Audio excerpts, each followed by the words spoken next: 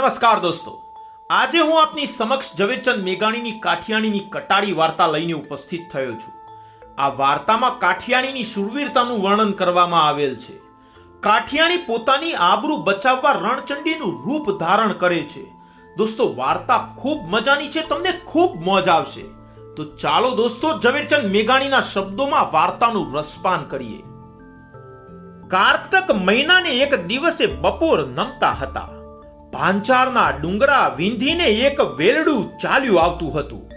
બે પડખે બે ભાલારા વોરાવ્યા પોતાની ગોળીઓને ખેલવતા આવતા હતા. આરસ પહાણના પોઠિયા જેવા ધોરા અને ધીંગા બે વાગડિયા બળદો એવા વેગમાં પંથ કાપતા હતા કે જાણે ઘર ભણી જાતા હોય એવું કરાઈ આવે.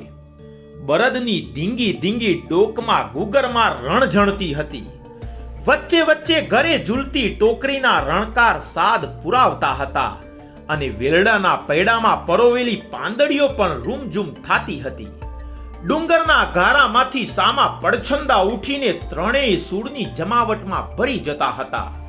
બળદના વેગમાં વધઘટ થાય તેમ તેમે રણઝણાટના ધીરા અધીરા મોજા વગડાના સુસવતા પવનની લહેરો ઉપર હિલોળે ચડતા હતા.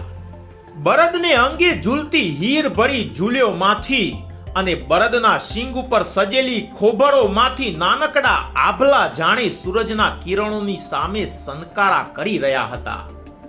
એવું ભરતકામ તો સુરઠિયાણીના રડિયામણા હાથ વિના બીજું કોણ કરી જાણે.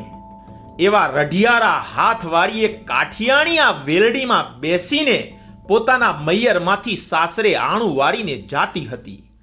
બળદ જરાક ઢીલા પડતા કે તરત માફામાંથી ડોકું કાઢીને કાઠિયાણી ગાડા ખેડૂને ટવકા કરતી હતી કે ભાઈ હાકે રાખ મારા વીર, ઝટ વારું ટાણે પોગી જાય.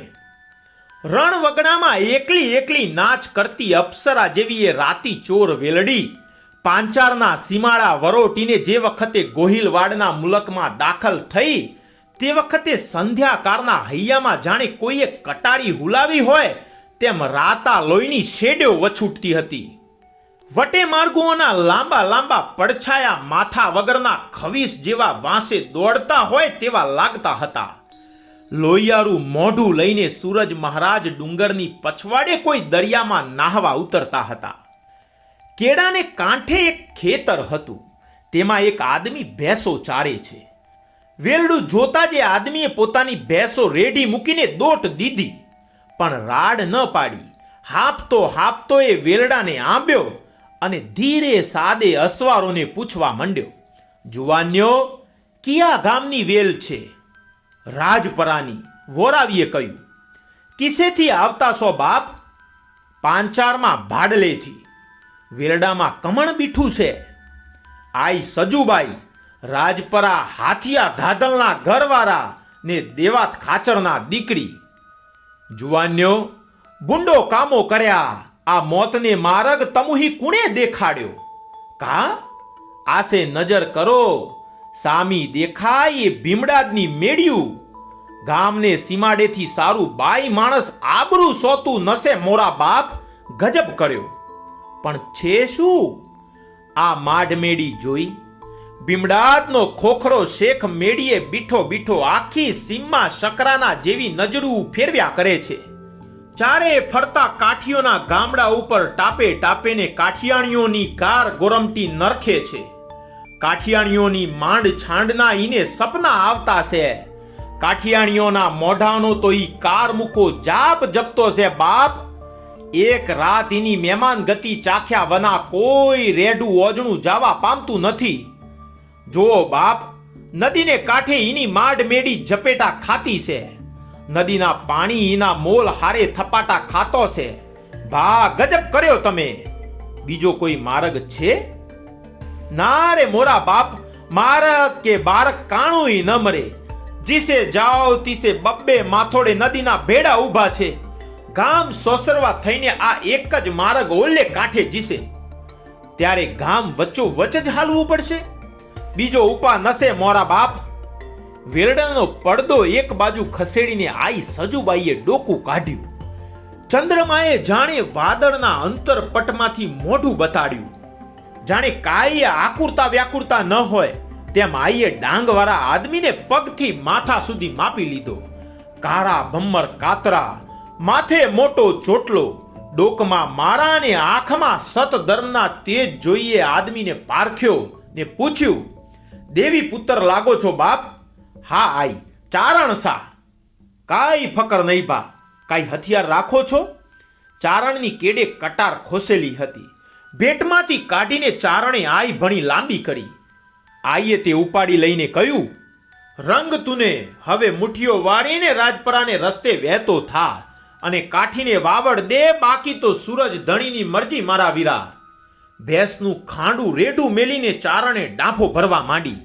વેલડું હાલ્યું, નદી વરોટી, ગામ વિંધ્યું, સામે કાંઠે ચડીને વહેતું થયું. ગામથી દોઢેક ખેતરવા પહોંચ્યું ત્યાં વાંસેથી ખેપડ ઉડતી ભારી. જોતામાં તો 10 દાઢીવાળા અસવારો લગો લગ આવી પહોંચ્યા. આઈએ એના વોરાવિયાઓને ચેતવ્યા, ખબરદાર, અધીરા થાશો નહીં. વોરાવિયાઓએ હાથમાં ઉગાવેલા ભાલા પાછા મૂકી દીધા. તરવારોની મૂઠ ઉપર પડેલા એમના પંજા પાછા ખેંચાઈ ગયા. આઈની આજ્ઞા સાંભળીને બેય કાઠીઓની ભ્રુકુટી સામ સામે ખેંચાઈને ભેગી થઈ ગઈ. અસવારોએ આવીને પડકાર કર્યો, વેલ્યુને પાછી વાળો, અટાણે નહીં હાલવા દેવાય, દરબારનો હુકમ છે, અહીં ચોર લૂંટારોનો ભો છે. વેલડાનો પડદો ફરી ખસ્યો. કાઠિયાણીએ મોં મલકાવ્યું. ગલગોટા જેવું મોં મલકતો તો બીમડાદના અસવાળો પીગળી ગયા. પોથીના લાલ લાલ રંગમાં રંગેલા એના દાંતની કડીઓ દેખાણી. દાંત ઉપર જડેલી હેમની રેખા જબૂકી. અમને ક્યાં લઈ જવા છે? આઈએ મીઠા સાદે પૂછ્યું. અમારા શેખ સાહેબના મહેમાન થવા. અસવારોએ હિંમત રાખીને નોતરું દીધું. એમ શેખ સાહેબને તો અમે જાણીએ છીએ ભા. એમના મહેમાન થવાની તો સૌને હોશ હોય, પણ આમ સપાઈ સપરાને સાથે હાલ્યા આવે ઈ તો કોક ગોલા હોય. એમ અમે નો આવીએ. જઈને દરબારને કહો કે મહેમાન ગતિ કરવી હોય તો પંડે આવીને તેડી જાય, બાકી તમથી તો વેલ્યુ પાછી નહીં વળે. અસવારોએ એકબીજાની સામે નજર નોંધી. આવી કોઈ રસીલી હુરમે આજ સુધી આવો રાજીપો નથી બતાવ્યો એમ લાગ્યું. એક અસવાર નોખો તરીને બાપુને બોલાવવા ચાલ્યો. બાકીના 9 જણા વેલડું વીંટીને ઊભા રહ્યા. ખોખરા શેખને ઘોડેસવારે જઈને ખબર દીધા. એમને ઈશ્કનો લેબાસ સજ્યો. હીનાનું અત્તર એના કિનખાબના કબજામાં ફોરવા લાગ્યું. સોનાની મૂઠવાળી તરવાર એને બગલમાં દાબી અને હીરે જડેલો જમૈયો ભેટમાં ધરબ્યો. પંખી જેમ ખાખરો શેખ ઘોડે ચડીને વેલ ભણી વહેતો થયો. કાઠિયાણીએ ફરીવાર ડોકું કાઢ્યું, છાતી પણ બાર બતાવી. એના કાંડાની ગુગળી જડી ચૂડીઓ રણઝણી ઉઠી. માથેથી આછું મલીર અંબોડા ઉપર ઢળી પડ્યું. હેમની દીવીમાં 5 વાટ્યો પ્રગટાવી હોય તેવી 5 આગળીઓ વાળા હાથમાં લાલ હિંગરા જેવો પડદો ઝાલી રાખ્યો. કાઠિયાણી જાણે આફરીન થઈને શેખ સાહેબ ઉપર કામણગાળું રૂપ ઢોરવા લાગી. આવો ને અંદર. એટલા જ વેણ એના પરવારા જેવા હોઠમાંથી ટવક્યા, નેણ ઉછળ્યા. વોરાવ્યા કાઠીઓના માથા જાણે ફાટી પડ્યા. ખોખરો ઘોડેથી ઉતરીને વેલમાં ચડવા ગયો. કેડ સુધી અંદર દાખલ થયો. હાથ પહોરાવીને માસુકને છાતીએ ચાંપવાની જ વાર હતી. એક જ વેતનું અંતર હતું. ત્યાં તો ભાણમાંથી ફૂંફાડો મારીને કાળી નાગણ છૂટે તેમ સજુબાના હાથમાંથી કટારી છૂટી. ખોખરાની ઢાલ જેવડી છાતીમાં છેક કલેજા સુધી એ કટારી ઉતરી ગઈ. ઘડી પહેલાની કામણ ગાળી કાઠિયાણીએ ચંડીનું રૂપ ધર્યું. ગોઠણ બેડ થઈને એ દૈત્યની છાતી ઉપર ચડી બેઠી. દાંત ભીસી ભીસીને કટારી ઉપર જોર કરવા લાગી. ખોખરાની પહોળી ગરદનમાંથી એટલો જ અવાજ નીકળ્યો, દગા દગા દગા. સિંહણ ત્રાડ દે તેમ સજુબાએ ચીસ પાડી, તૂટી પડો કટકોએ મહેલસોમાં. વેલમાં ખોખરાના આંતરડાનો રાતો ચોર ઢગલો થયો. બહાર ખોખરાના સિપાઈ અને કાઠીઓ વચ્ચે ધીંગાણું મચ્યું. કાઠી બચ્ચાઓએ તરવાર ખેંચીને સબોસબ ઝીંક બોલાવવા માંડી. તાશેરો કરનાર સિપાઈઓ મર્યા, બાકીના ઘાયલ થયા, કેટલાક ભાગ્યા. કાઠીઓના પણ કટકે કટકા ઉડી ગયા. અંધારા ઘેરાતા હતા. કાઠિયાણીની લોહિયાર કટાર ચાંદરડાને અજવાળે તબકતી હતી ત્યાં તો ચારણ અને હાથિયા ધાદલની વાર આવી પહોંચી. લોહીમાં રંગાયેલી કાઠિયાણીને જોઈને કાઠીની છાતી ઉપર પાસાબંધી કેડિયાની કસો તૂટવા લાગી. વેલડું રાજ પરે પહોંચ્યું. ચારણે જોયું કે ભીમડાદના માઢ ઉપર દીવા ઓલવાયેલા હતા. ગામમાં સમી સાંજે સોપો પડી ગયેલો હોય એવી ધાક બેસી ગઈ હતી. ખોખરાની કાયા લોહીમાં રગદો રાતી સીમાડે પડી હતી. દોસ્તો, છે ને કાઠિયાણીની શૂરવીરતાની અદ્ભુત કથા.